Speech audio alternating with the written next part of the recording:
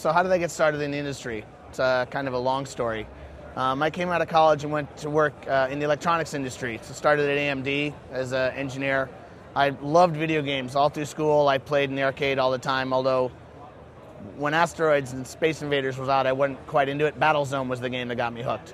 So I came out of school and actually went to look to get into the game industry. It was 1983, game industry, like so. Applied to Atari, never heard back. Again, ended up at AMD. I was happy. So I was an engineer for about 6.5 years. I had about the first 150 NES games. I bought them all. I was kind of addicted. I actually beat basically every one of them. Athena kind of took me, so I couldn't beat Athena, but pretty much everything else. Anyway, I found a store that was local in our area, about 2 hours away up in San Rafael, actually, that was buying used games. So no such thing happening at the time, and I had, my 150, and I thought, I'll call these people up. Call them up, don't hear back. Call them up, don't hear back. Kind of forgot about it, ignored. I ended up meeting this guy who ran the store after a while. Ended up only he loved me because I returned about 2 games and bought another 50. And he introduced me to a guy who was the president of Taxan USA. And it was kind of a casual meeting. Taxan happened to be on the way home. This is in the Bay Area. At the time I was living in Santa Clara, and I was working up in Fremont, and Taxan just happened to be right in between. And so I stopped by on the way home from work that day, and we just talked for about 2 hours about games. It wasn't an interview. It wasn't really planned. I was, engineer, long hair, jeans, T-shirts. And one of the things that was interesting that we talked about was, so I played their games that didn't come out here yet. They were all on Famicom. They'd been released in Japan. So I told them some of the stuff that I thought was hard, fun, right, wrong, etc., just casually. But the PC Engine literally had come out days before. So I was all fixated on the PC Engine, and we were talking about how that might do in Japan, etc. And they were like, well, thanks for your input. I'd love to give you some copies of the games. Do you have a Famicom? It's like, no, I have an NES. And he's like, well, I'll just call you in a couple months when the NES games come in, and we'll give you copies. Great. I get a call the next day. Guy's like, why don't you come back again? Thinking, okay, it's on the way home. Why not? I pull up in front of the building, and I could see a meeting room. And in the meeting room, they were playing R-Type.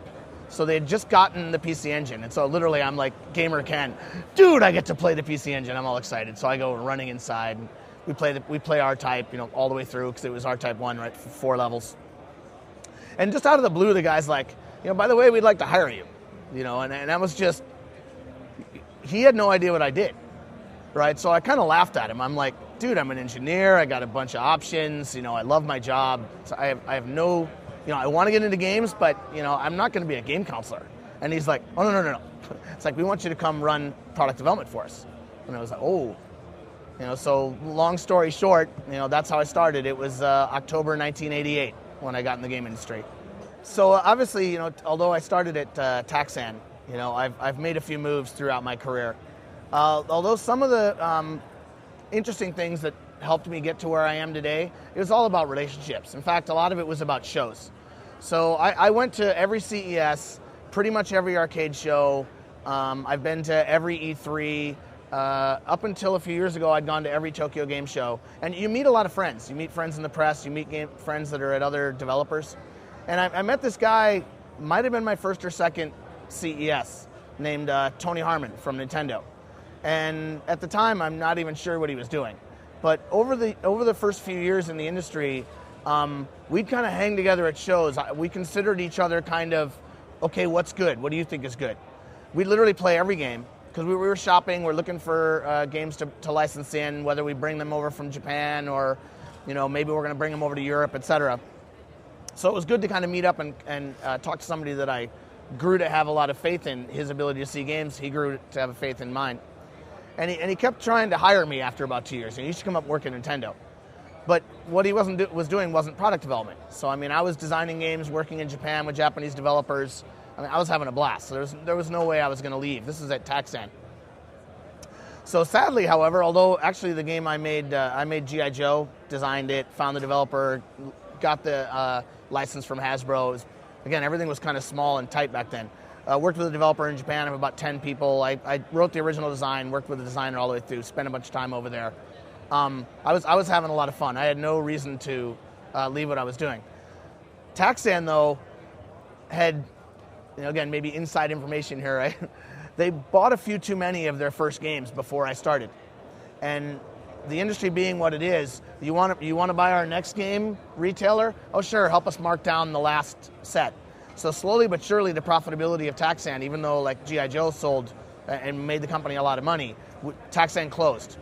But what was interesting was while I was there, I'd made a pretty good friendship with the chairman in Japan. And this isn't like a small company. It's Kagadenshi, one of the biggest electronics companies in Japan. And they were doing memory devices for Namco for their arcade games. And he was friends with Nakamura Kaicho, the chairman of Namco. And so I go to CES. It was January CES 1991. I think that's the right year, right?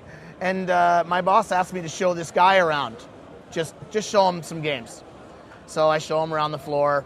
We go back to work. Monday, he's like, we should go to lunch. I go to lunch, and he's like, well, we're going to shut the company down.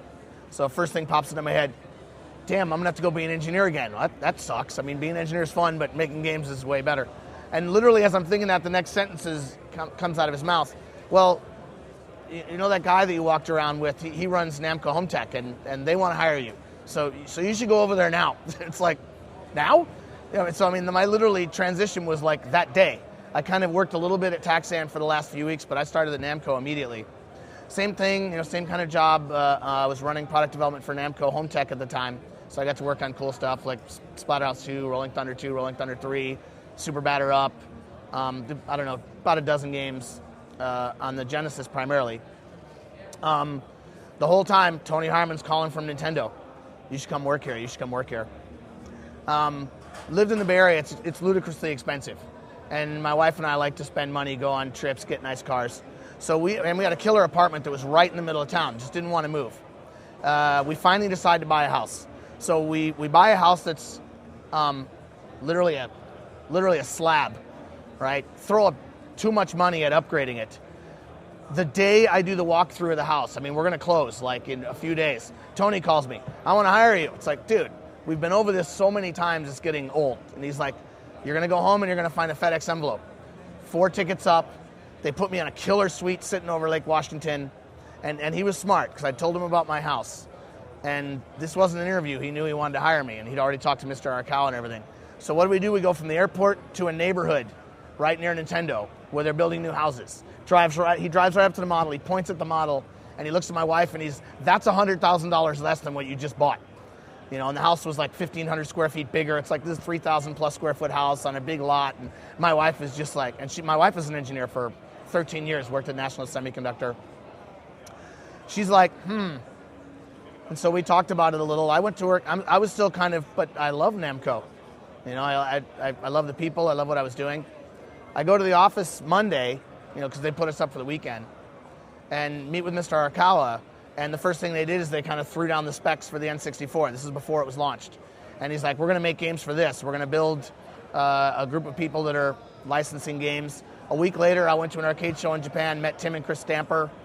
2 days after that, we were at Nintendo Japan, and they whipped out Donkey Kong Country, the first level, basically completely done.